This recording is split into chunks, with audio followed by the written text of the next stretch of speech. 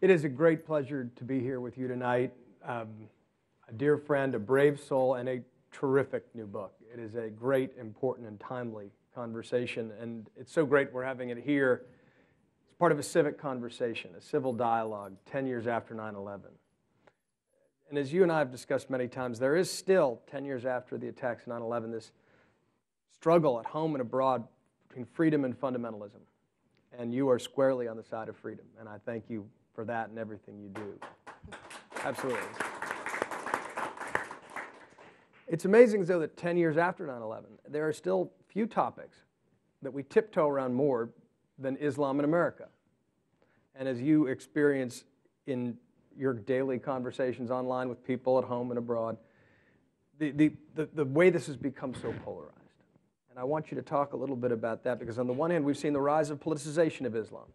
I think, in retrospect, I think the immediate response of George Bush and Rudy Giuliani and other people tampered some of that down, because they made it very clear that was not what was going on in this country. But we've seen a rise of Islam as a political football. Some people fueled by hate, issues that distract. And on the other side, this sort of paralyzing political correctness that refuses to deal with the facts of the larger struggle that's going on within Islam, and then some Islamists against the United States. Talk about your place in that intersection. So that's a softball, right? We'll start with the easy ones first. I don't yet know, John, what my place is in that intersection, except to say that when you thank me for being squarely on the side of freedom, I thank you and God for allowing me to wind up in a society in which I can do that relatively safely. Without any exaggeration, every morning, I wake up thanking Allah that as political refugees, my family and I were accepted onto the precious soil of Canada, my country. And I say in Allah, Liberty, and Love that we were literally handed our freedoms along with our winter coats, okay? We didn't fight for these freedoms. We didn't take up arms for them. We didn't shed blood for them. They were gifted to us. And I tell you, that is in part why I feel not just my right, but my responsibility to use these freedoms in as constructive a way as I know how, but to use them, lest they atrophy. So what is your role, you ask, in this intersection? When I say use my freedoms constructively, I do believe that that means reconciling my beloved faith of Islam with this gift of freedom, rather than believing that there has to be a showdown. I don't believe there has to. Some on the left and some on the right do believe that. Taking the position that I do can be very difficult, because it's not black and white.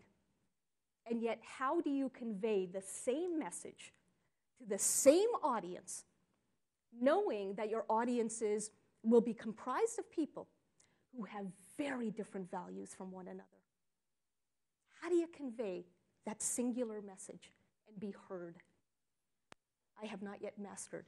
But you've done more than anybody else, probably. I mean, as a bridge builder between faiths, as a place that the emails you publish in Our Liberty and Love are striking, especially from young Muslims in America and around the world who are finding your words surreptitiously sometimes through free translations that are on your website, because they can't get the books published at home.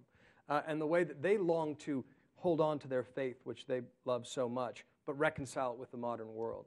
I'd love to read just one email to start out with from a young man in the College of Sharia within Al-Azhar University in Egypt. Right. And this is like the Harvard of Sunni Islam. Okay, so we're talking a very, very elite university, and it's the College of Sharia Law. I'm studying at one of the greatest Islamic universities, but yet no one is using their mind or critical creative thinking. I can't say what I think, feel, or want about hijab, Jews, etc.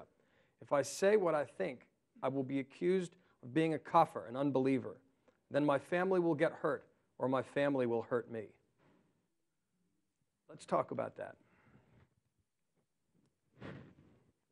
I deliberately did not print his name in the book because, of course, the atavistic environment in which he exists at the College of Sharia at Al-Azhar University, he would very easily be found out. And again, God knows what would happen to him as a result. Maybe nothing, but maybe quite the opposite. But I loved the fact that he emailed anyway, and he put his name. Might have been made up, but he put a name in that email. And he said at the end of that email, I'm going to be an imam, prayer leader, and I will be proudly a reformist imam. And I will support Jews, and I will support women, and I will support gays.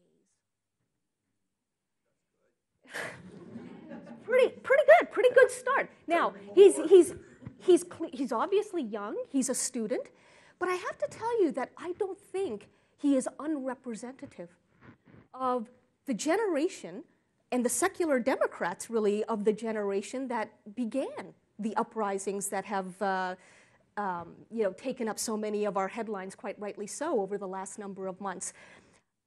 In May 2005, I was in Cairo, found myself observing and then pulled into what was then the biggest demonstration against government authoritarianism. And afterwards, I hung out with a bunch of democracy activists at a cafe, spoke with a number of them, and one of them in particular really stood out for me for this reason. She comes up to me and she says, I know you from the international interviews that you've done, Irshad. Thank you for what you're doing, but I need to ask you something very privately. I said, sure. And she said, well, the thing is, I've fallen in love with a Jewish man. And I don't believe he needs to convert to Islam, and he doesn't believe he needs to convert to Islam. And here I am, sticking my neck out, putting my life on the line, really, to support a political change in my country. But what's more scary to me is talking to my parents about my love for this Jewish man. And she asked me for advice. And this was part of a wave, I found, of emails coming to me by young Muslims or non-Muslims who had fallen in love with one another. What did you say when she asked for advice? I said, oh my God. I said, look, give me your email address. I'm going to stay in touch with you. But I also said to her, I can tell you that you're not the first person to ask me for advice on the question of interfaith marriage. And I'm sure you won't be the last. And we talked about the fact that we're now living in an age of mass migration, where Muslims, for example, are winding up in places like Europe, either because they've been born there, their parents are immigrants, or because they're going there for jobs and such, until very recently going there for jobs. And they're encountering non-Muslims and falling in love, of course. So this is a red-hot 21st century issue. And because her question was just part of the wave of questions that I was getting about this very phenomenon, I said to her I'd get back to her, and I ultimately did, but here's how I did that. I realized after the 14th or 15th time I got this question that my emailing these kids back to say, this is my interpretation of the Quran, wasn't going to cut it. Because it's not them I need to convince, it's their elders. So I went to an imam, a progressive imam here in America, and I asked him to exercise ijtihad. This is Islam's own tradition of critical thinking, of independent reasoning. And I asked him to exercise this tradition within Islam to reinterpret the very verses in the Quran that have traditionally been used to prohibit especially women from marrying outside the faith. He did that, and he came up with a concise 2-page defense from an Islamic perspective of interfaith marriage. I posted it on my website in English. Now here's the kicker. In only 6 months, it became such a popular download that I had to get it translated into 20 more languages, okay, including most of the European languages. I said that's a kicker, but actually there's a further kicker to all of this. In 2007, I was lecturing in Berlin, not about this issue particularly. But after everybody had gone, a group of young Muslim women living in Berlin approached me to say thank you for posting this interfaith marriage blessing. And they said, thank you